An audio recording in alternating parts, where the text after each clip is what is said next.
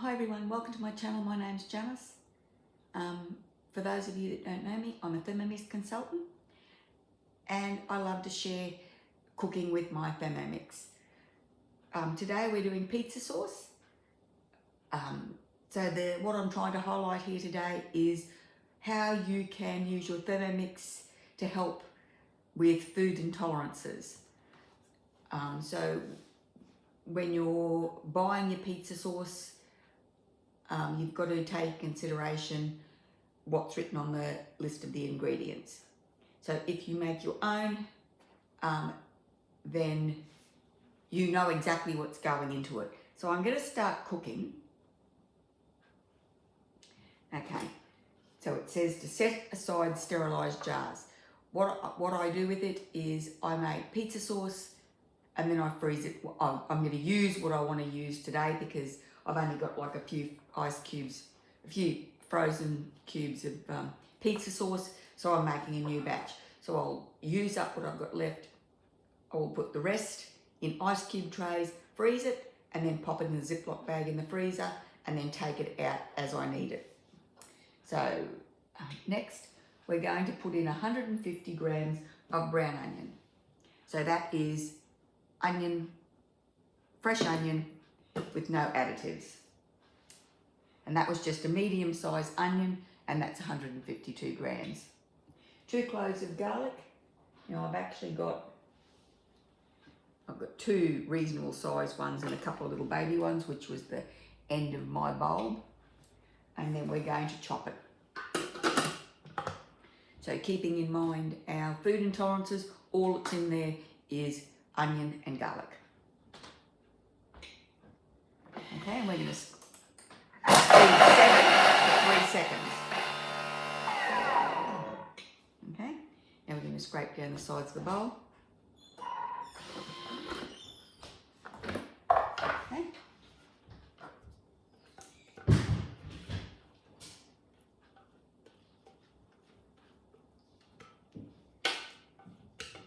So that's 3 seconds on speed 3.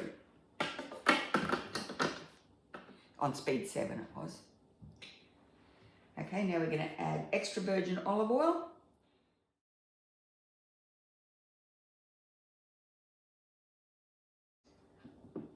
And that's 20 grams.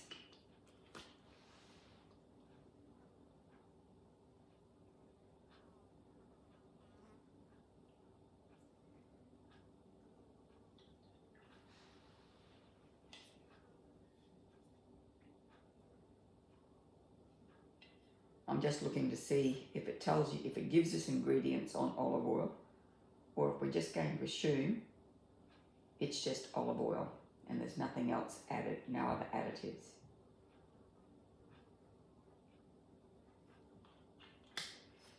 Okay.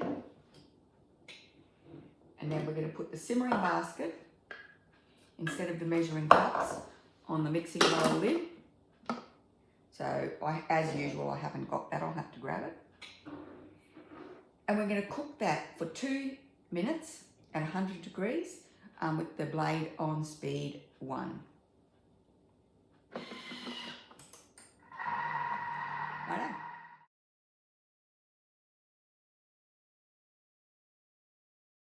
Okay, so the onions and garlic sauteed for 2 minutes. And now we're going to add 800 grams of canned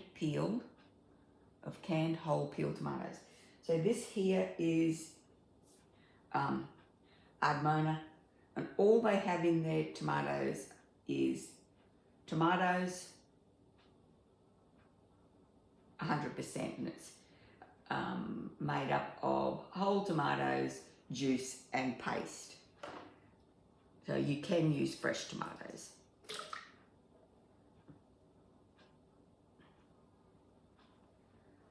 But this is that's my favourite brand of tomatoes.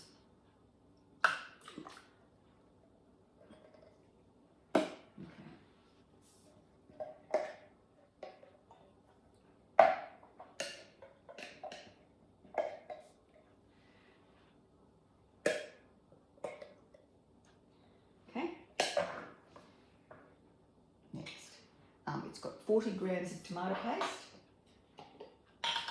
So with this tomato paste, this one contains concentrated tomatoes, 99%, tomato paste, water and salt. So that's just black and gold tomato paste.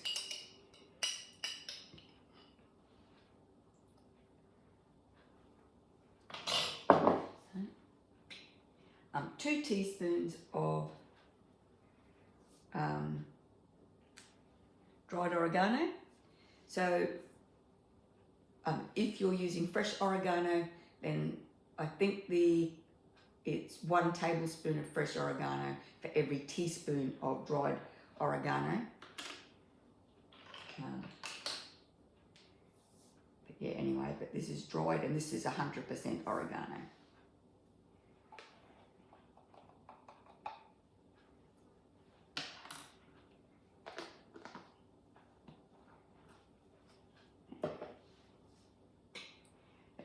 What is that?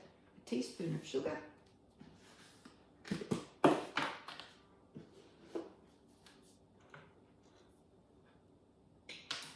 And 1 to 2 pinches of sea salt.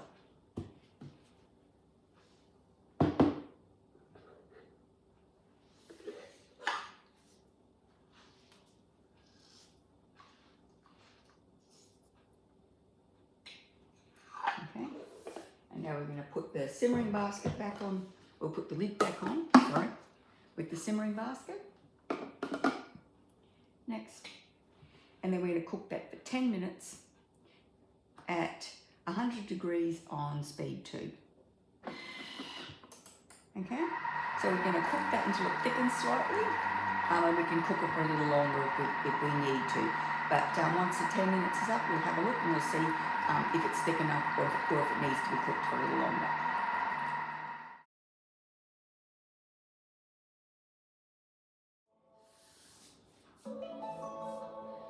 Okay, so that 10 minutes is up. So now we're going to check it for, to see if it's thick enough. So.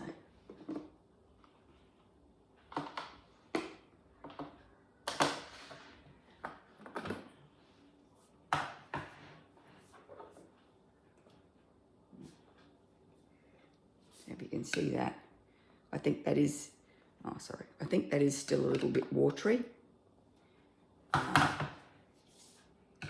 If you can see that, there's a fair bit of liquid in it.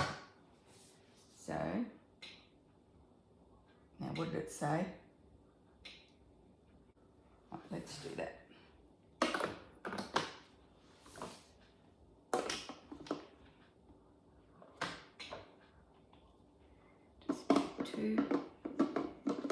So we'll give it another 5 minutes.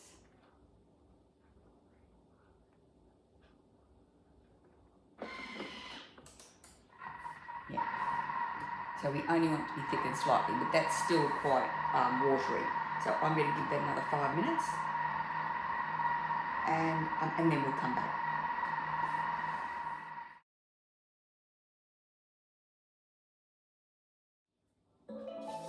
Alright, so we gave that a bit more time. Okay, and I'll just take the lid off now and we'll have another look. And it says to put into a sterilised jar, allow to cool, and then store in the fridge. So that's our pizza sauce there. So that will thicken up. That's a bit thicker now.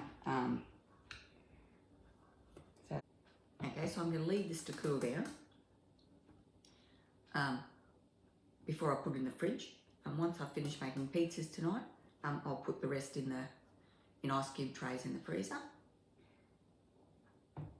So if you are looking at help with food intolerances, this is just an example of how Thermomix could help you. In the meantime, thank you very much for watching. I hope I'll see you next time.